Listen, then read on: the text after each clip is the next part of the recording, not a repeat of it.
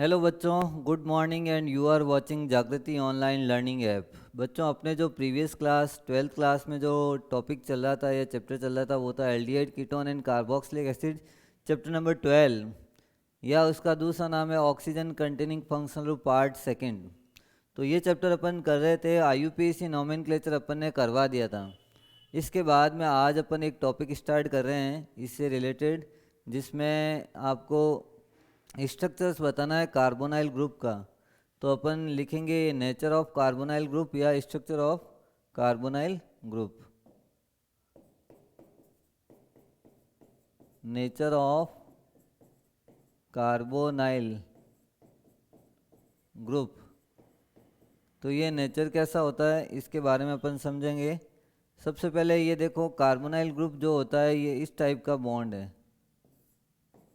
तो ये जितने भी बॉन्ड मैंने यहाँ बनाए हैं वो सारे कौन से बॉन्ड है? सिग्मा। लेकिन यहाँ एक डबल बॉन्ड होता है, वो कौन सा बॉन्ड है? Pi bond. और पाई बॉन्ड को समझने के लिए अपन एक ऑर्बिटल बनाएंगे, पी ऑर्बिटल्स। ये दोनों के पास होता है, ओ के पास में भी अवेलेबल है और कार्बन के पास में भी अवेलेबल है, लेकिन ये यहाँ पे शेयरिंग होती है इनकी। तो इसमें जो बॉन्ड बनता है ये कौन से बॉन्ड का फॉर्मेशन हो रहा है? पाई बॉन्ड का। तो अपन देखते हैं कार्बन और ऑक्सीजन जो है इस कार्बोनाइल ग्रुप है, यहाँ पर H और H आ सकता है, या R और H आ सकता है, या R या R आ सकता है। तो एल्डिहाइड और कीटोन दोनों में ये ग्रुप अवेलेबल होता है। इस ग्रुप को कौन सा ग्रुप बोलते हैं अपन? Carbonyl group. कार्बन और ऑक्सीजन ये दो एलिमेंट होते हैं।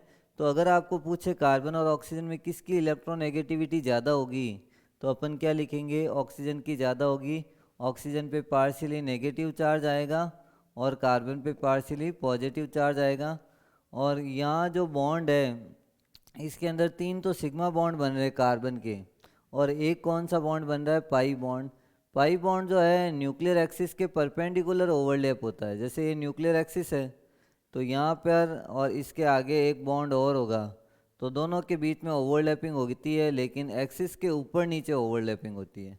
तो परपेंडिकुलर ओवरलैपिंग करते हैं और पाई बॉन्ड का फॉर्मेशन करते हैं। पाई बॉन्ड वीकेस्ट बॉन्ड है, कभी भी ये टूट सकता है, बॉन्ड स्ट्रॉन्ग नहीं है। सिग्मा बॉन्ड सारे स्ट्रॉन्ग होते हैं क्योंकि ओवरलैपिंग न्यूक्लियर एक्सिस के ऊपर होती है। ये ओवरलैपिंग वर्ड आपने 11th में भी सुना होगा, ओवरलैपिंग वहाँ से आया हुआ है, तो इसको ध्यान देना है कि यहाँ सिग्मा बॉन्ड होते हैं और पाई बॉन्ड होते हैं। ये एंगल लगभग 120 डिग्री का होता है। कार्बन और ऑक्सीजन में किसकी नेगेटिविटी ज़्यादा है? कार्बन की कम है और ऑक्सीजन की ज़्यादा है। तो कार्बन को अपन इलेक्ट्रोफिलिक सेंटर बोलेंगे। इस सेंटर को क्या बोलेंगे यहाँ पे? इलेक्ट्रोफिलिक, क्योंकि ये इलेक्ट्रोफाइल की तरह बिहेव करता है।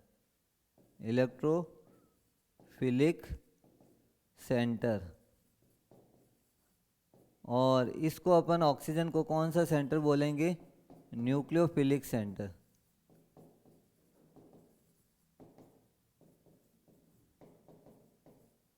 तो इलेक्ट्रोफिलिक और न्यूक्लियोफिलिक सेंटर है। और carbon generally electro positive element है और ऑक्सीजन इलेक्ट्रोनेगेटिव एलिमेंट है। दोनों के बीच में थोड़ा सा डिफरेंस है, ऑक्सीजन की नेगेटिविटी ज़्यादा तो इलेक्ट्रॉन का मूवमेंट भी उधर रहेगा। कार्बन की इलेक्ट्रोनेगेटिविटी कम तो इलेक्ट्रॉन का मूवमेंट यहाँ कम रहेगा। यहाँ पे कोई भी एक नेगेटिव चार्ज पे हमेशा कौन अटैक करता है? पॉजिटिव चार्ज वाला। और इस पॉजिटिव चार्ज वाले पे हमेशा कौन अटैक करेगा? नेगेटिव चार्ज वाला। ये स्ट्रक्चर है कार्बोनाइल ग्रुप का। कितने सिग्मा और पाई बॉन्ड होते हैं। एक और चीज़ है, इसमें कार्बन का जो हाइब्रिडाइजेशन होता है वो होता है sp2, क्योंकि सिग्मा बॉन्ड को देख के अपन को हाइब्रिडाइजेशन बताना पड़ता है। टोटल सिग्मा बॉन्ड 3 होते हैं, तो अपन हाइब्रिडाइजेशन में 3 ऑर्बिटल पार्टिसिपेट करेंगे, एक s का और 2 p के। अगर सिग्मा बॉन्ड 4 होते तो उसको लिखते हैं sp3, और सिग्मा बॉन्ड अगर 2 होते तो क्या लिखते हैं? sp लिखते हैं। तो ये हाइब्रिडाइजेशन डिपेंड करता है कि आपने कौन कौन से ऑर्बिटल की ओवरलैपिंग करवाई है और कौन सा सिग्मा बॉन्ड बन रहा है और कौन सा पाई बॉन्ड बन रहा है। तो यहाँ नेचर ऑफ कार्बोनाइल ग्रुप में अपन इतना ही समझाएंगे। कार्बन और ऑक्सीजन के बीच में फर्स्ट बॉन्ड सिग्मा है, दूसरा बॉन्ड कौन सा बन रहा है? पाई बॉन्ड बन रहा है। और पाई सी और ओ में इलेक्ट्रोनेगेटिविटी किसकी ज़्यादा? ओ की ज़्यादा है। तो ऑक्सीजन पे नेगेटिव चार्ज और कार्बन पे क्या आता है? Positive charge. इसको इलेक्ट्रोफिलिक सेंटर क्यों बोलेंगे? क्योंकि इस पर कोई भी एक इलेक्ट्रोफाइल या इलेक्ट्रॉन लविंग स्पीसीज, ये किसी पे अटैक कर सकता है। ये इलेक्ट्रोफाइल की तरह बिहेव करता है और ये किसकी तरह बिहेव करता है, न्यूक्लियोफाइल की तरह बिहेव करता है। इसलिए अपन इलेक्ट्रोफाइल और न्यूक्लियोफाइल वर्ड को यहाँ पर समझाया है।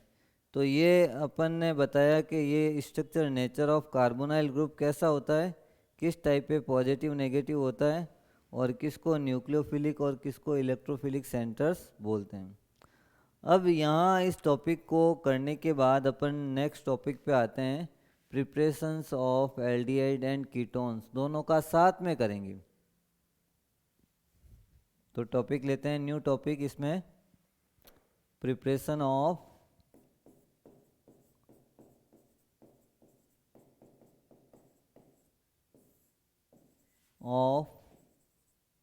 एल्डिहाइड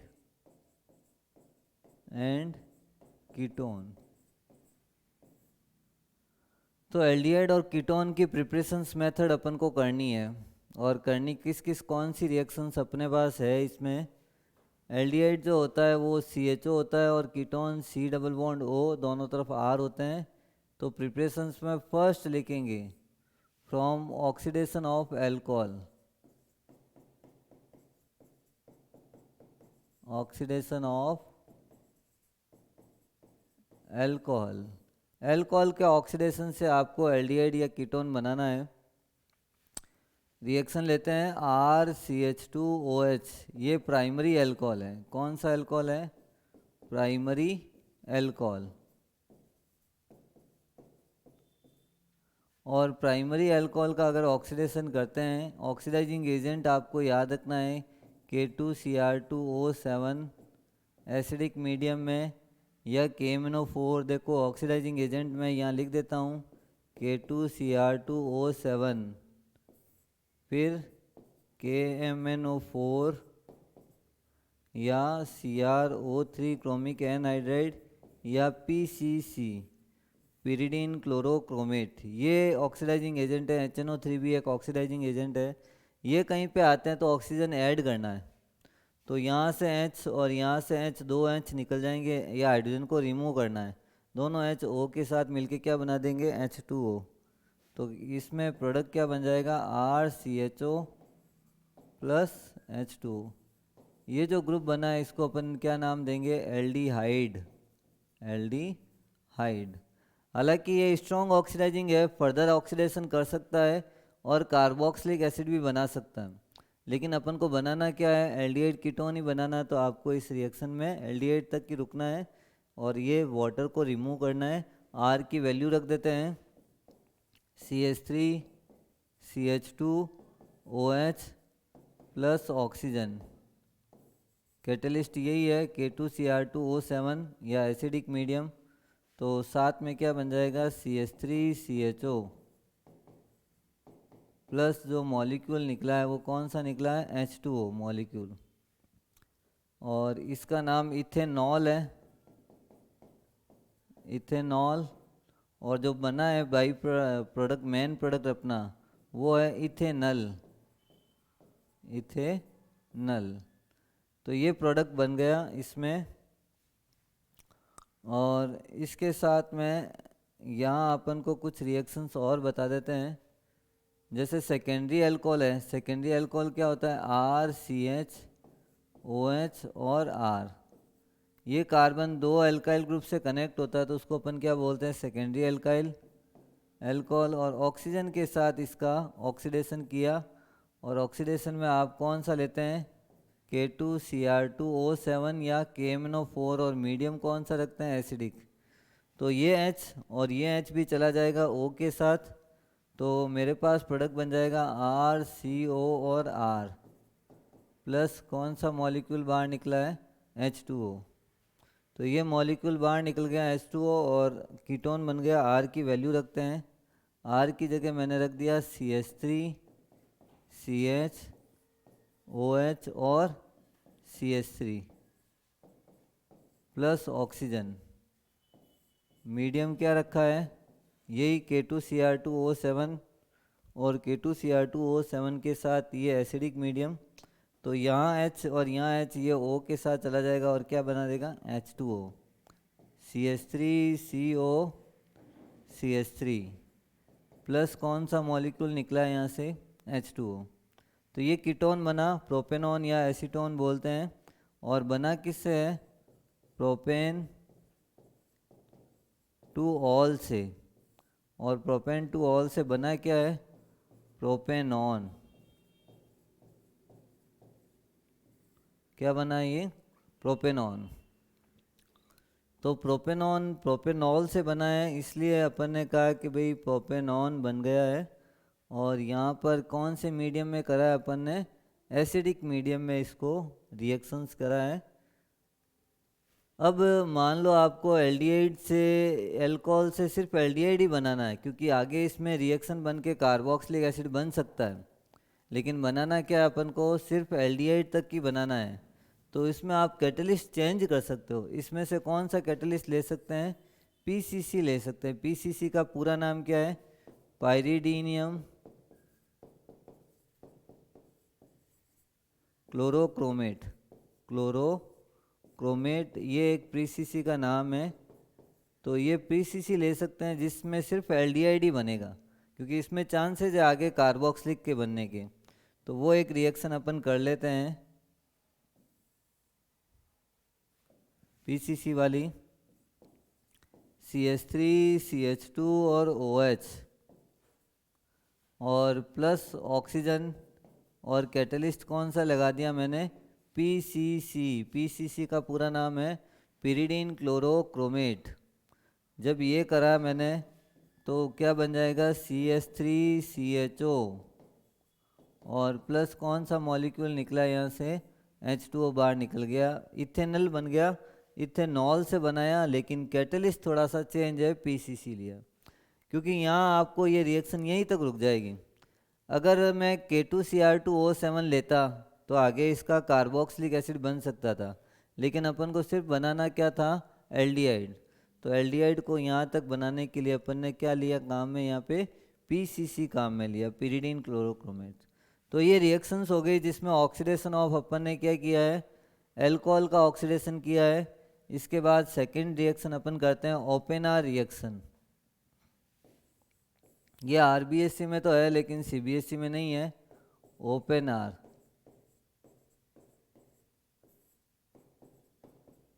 अब इसमें सेकेंडरी अल्कोहल ले लेते हैं, RCH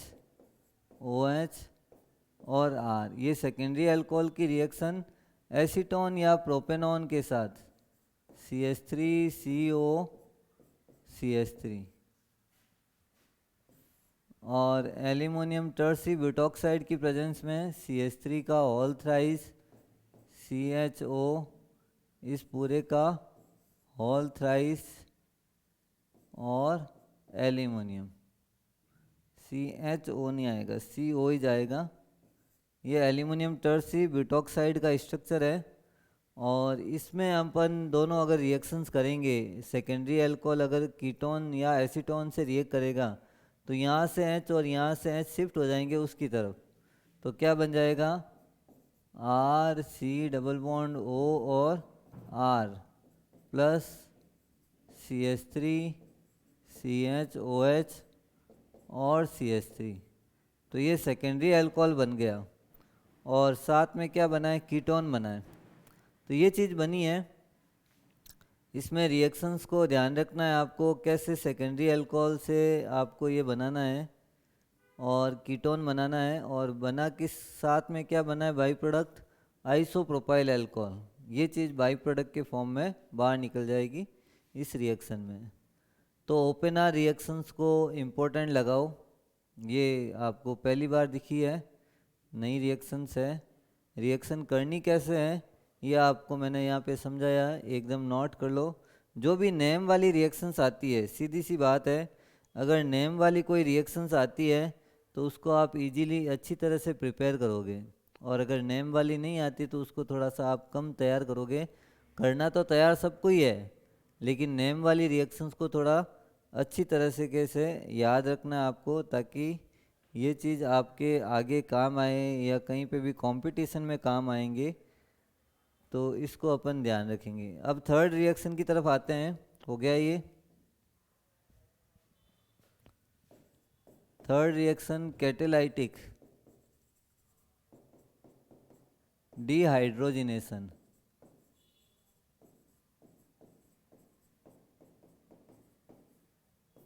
catalytic dehydrogenation of alcohol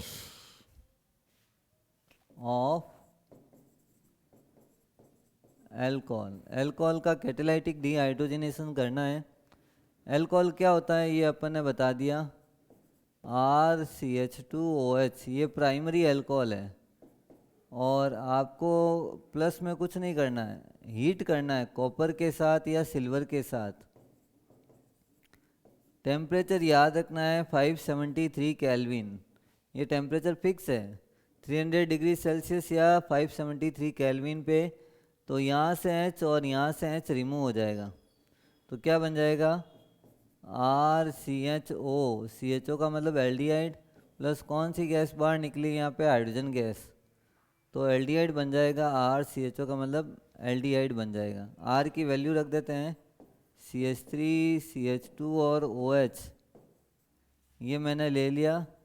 और रिएक्शन किसकी प्रेजेंस में, कॉपर या 573, तो यहाँ से भी H हटा और यहाँ से भी H हटा, तो CH3 CHO बना, प्लस कौन सी गैस बाहर निकली है, हाइड्रोजन गैस। इसके अलावा आप सेकेंडरी अल्कोहल ले लेते हैं RCHOH और R, इसको जब हीट करेंगे कॉपर और 573, तो ये H और ये H, डिहाइड्रोजिनेशन, नाम भी देखो रिएक्शन में यही लिखा है, डी का मतलब हटाना, और किसको हटाना है, हाइड्रोजन को हटाना है। उस रिएक्शन को अपन क्या बोलेंगे, डिहाइड्रोजिनेशन। और क्या बन जाएगा RC डबल बॉन्ड O और R, प्लस कौन सी गैस बाहर निकली है यहाँ पे, हाइड्रोजन गैस। अब R की वैल्यू रख देते हैं, R की जगह CH3, फिर CHOH और CH3, और सेम रिएक्शंस करी है अपन ने इसके साथ। तो R की जगह क्या रखा है, CH3 CO CH3 plus H2, hydrogen gas. तो प्रोपेनॉन बन गया, ये हाइड्रोजन गैस एलिमिनेट हुआ। टेम्परेचर कितना यूज़ किया अपन ने, 573 केल्विन यूज किया। तो इस रिएक्शन को अपन क्या बोलते हैं, कैटेलाइटिक डिहाइड्रोजिनेशन ऑफ एल्कोहल। ये रिएक्शन हो गई जिसमें अपन हाइड्रोजन को रिमूव करते हैं, डिहाइड्रोजिनेशंस। और अब तीसरी रिएक्शन है जिसमें अपन करेंगे ओजोनोलाइसिस। तो नेक्स्ट रिएक्शन स्टार्ट करते हैं, इसमें थर्ड रिएक्शन, थर्ड तो हो गई, fourth reaction ozonolysis of alkene. Alkene का ओजोनोलाइसिस।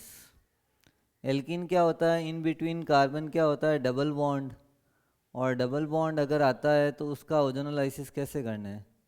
जैसे यहाँ CH2 डबल बॉन्ड CH2, ये एक एल्कीन लिया, नाम इसका रखा इथीन। क्या नाम रखा है, इथीन। प्लस इसकी रिएक्शन किसके साथ हो जाएगी, O3 के साथ।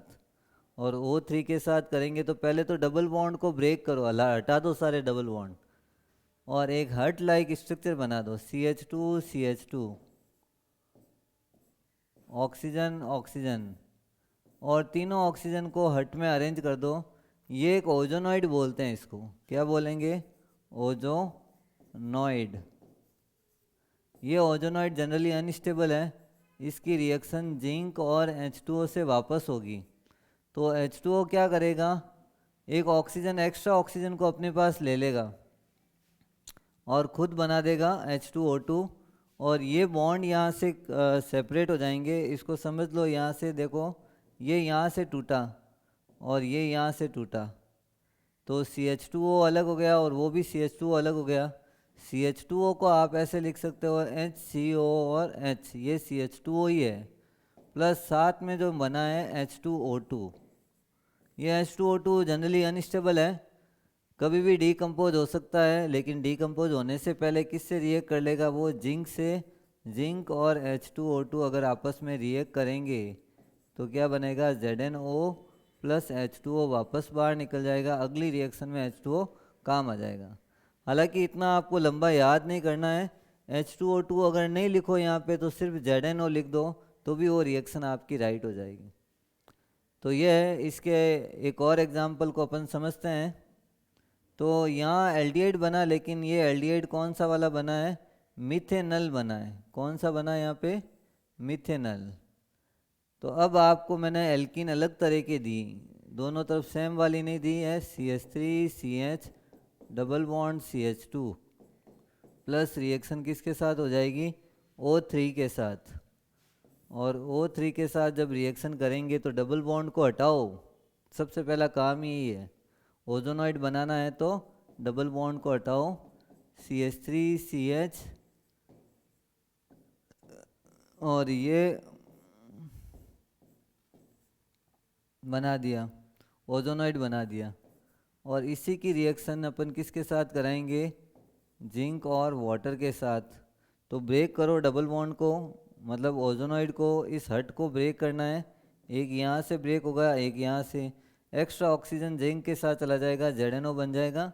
दो प्रोडक्ट अलग अलग बनेंगे, एक तो बना CH3CHO, देखो यहाँ से सेपरेट किया मैंने, CH3CHO, और HCHO का अलग मॉलिक्यूल बन जाएगा, प्लस HCHO, और प्लस एक मॉलिक्यूल और बाहर निकला, वो कौन सा निकला है, जिंक ऑक्साइड ZNO। तो ये मॉलिक्यूल्स बने हैं बाई प्रोडक्ट के अंदर, और इस मॉलिक्यूल में ऐसे ऐसे स्ट्रक्चर अपन को मिलेंगे। अब आपको प्रैक्टिस करनी है घर पे, कुछ रिएक्शंस मैं दूंगा यहाँ पे, वो आपको ट्राई करना है और ये बनाना है, और उसको अपन सॉल्व करेंगे बाद में। आप घर पे ये करेंगे, CH3CH डबल बॉन्ड CH और CH3, इसका नाम तो मैंने क्या रखा है, प्रोपीन, और इसका क्या रखेंगे, ब्यूट-टू-ईन। ये आपको प्रैक्टिस करना है। और CH3CH double bond CH CH2 और CH3, ये भी आपको पेंटुईन का घर पे प्रैक्टिस करना है। तो ये दोनों रिएक्शंस आपको ट्राई करनी है, घर पे बनानी है, और फिर बताना है क्या बनेगा, ठीक है ना। और इसके अलावा इनको अपन आगे कंटिन्यू करेंगे नेक्स्ट क्लास में। आज की क्लास अपन यहीं फिनिश करते हैं। Thank you for joining this class. Reactions को लिख लिख के लर्न करना है, चार्ट बनाना है, जैसे जैसे रिएक्शंस आती है वैसे वैसे आपको चार्ट प्रिपेयर करना है। तो thank you for joining this class.